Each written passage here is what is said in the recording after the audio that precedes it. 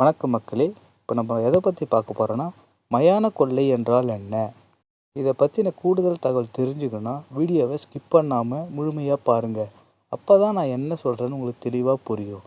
First time நம்ம சேனலை பார்க்குற வியூவர்ஸாக இருந்தால் லைக் அண்ட் ஷேர் பண்ணுங்கள். ஆல்ரெடி பார்த்துட்டு இருக்க வியூவர்ஸாக இருந்தால் கமெண்ட் பாக்ஸில் ஆயிரம் மெசேஜ் பண்ணி போங்க.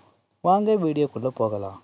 இப்போது தமிழ்நாட்டில் உள்ள அங்காள பரமேஸ்வரி கோயில் கொண்டாடப்படும் திருவிழா தான் மயான கொள்ளை. இது சிவராத்திரிக்கு பிறகு மாசி மாதம் அமாவாசை அன்று கொண்டாடப்படும் நிகழ்வே மயான கொள்ளை. இதன் முக்கிய அம்சங்கள் என்னவென்றால், இந்த திருவிழா தமிழ்நாடு முழுவதும் கொண்டாடப்படும் ஒரு திருவிழா. இந்த திருவிழா வேலூர், ஆற்காடு இந்த திருவிழா மிகப்பெரிய அளவில் கொண்டாடப்படும்.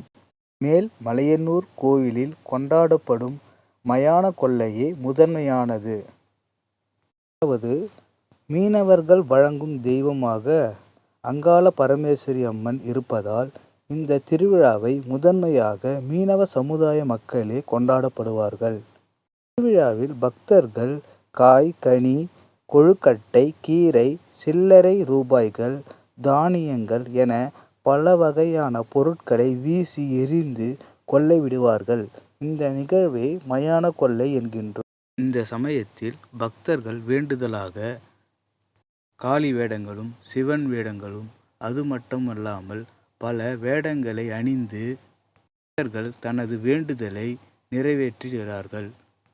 அது மட்டும் இல்லாமல் தனது உடலை வருத்தி பல வேண்டுதல்களையும் செய்கிறார்கள்.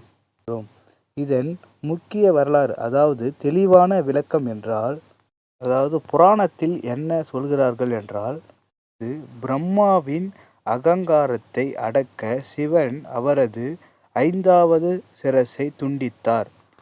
அப்படின்னா பிரம்மாவுக்கு முதல்ல 5 தலை இருந்தது. அதில் ஒரு தலையை சிவன் அவரோட ஆணவத்தினால் அவரை தலை ஒன்று வெட்டி இது பண்ணிட்டார்.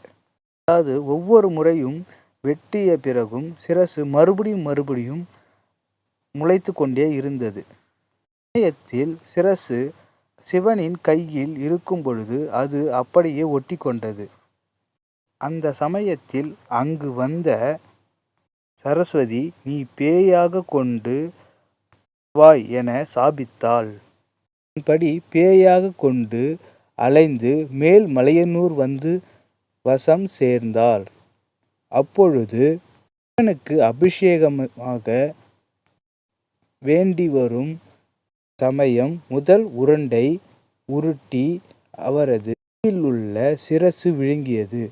2வது உருண்டையும் விழுங்கியது. 3வது முறையாக உணவை கீழே போட்டவுடன் கீழே விழுந்த அந்த கபாலம் சிவன் வடிவத்தில் உருவம் அடைந்தது. பின்னர் ஆவேசம் அடைந்த பார்வதி தனது விஸ்வரூபத்தினால் அங்காள பரமேஸ்வரியாக உருவம் எடுத்து தனது வலது காலால் அந்த தலையினை அழுத்தி பஸ்பமாக்கினார். இந்த நிகழ்வினை மயான கொள்ளை நிகழ்வாக நாம் கொண்டாடி வருகிறோம்.